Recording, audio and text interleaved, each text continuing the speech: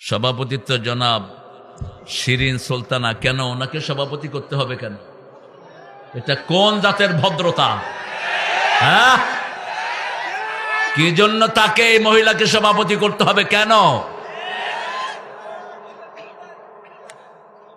আল্লাহ এই জাতিকে হেদায়েত দান করুন। আর কোন সরকারি অফিসার ছিল না? এসিল্যান্ড ছিল, এসিল্যান্ডকে করতে পারতেন, এডিসিতে করতে পারতেন। এই বেটিরে ধরে নিয়ে আসেন এখন এখানে। হ্যাঁ, এরা যথেষ্ট কষ্ট দিয়েছে গত 17 বছর আমাদের। আমরা কারো তোয়াক্কা করার জন্য দুনিয়াতে আসি নাই।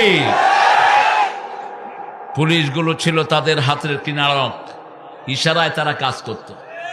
আল্লাহ যদি এখন তাদেরকে ভালো করে, ভালো না হলে ওদের লাইনে যাবা, ভালো হওয়ার চেষ্টা করো। আমরা টাকা দিয়ে অফিসার পালি আর আমাদেরকে পিটায়, আমাদেরকে গুলি করে। একটু মাথার চিন্তাও করো না, কয় যে সরকারি চাকরি করি। কিসের চাকরি করস বেটা? তোরে আল্লাহ জিজ্ঞেস করবে কেন গুলি চালিয়েছিস? সেই দিন বলতে পারবা না আমি চাকরির জন্য চালিয়েছি। না, রিজিক আল্লাহ দেয়, তুই তার কথা শুনলি কেন? বুখারীতে একটা হাদিস এসেছে, আজকে পড়ছিলাম, 4317 নম্বর হাদিস, বলবো ইনশাআল্লাহ। রাসূল এক জায়গায় কিছু লোককে সেনাপতি একজন নিয়োগ করে যুদ্ধের জন্য পাঠালেন, আর বলবেন তোমরা তোমাদের সেনাপতির কথা শুনবা।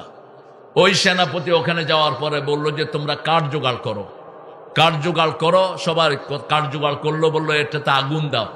আগুন দিছে, এবার এটার ভিতরে ঢুকো। এখন সাহাবায়ে কেরাম চিন্তা করতে লাগলেন ঢুকবেন কি ঢুকবেন না।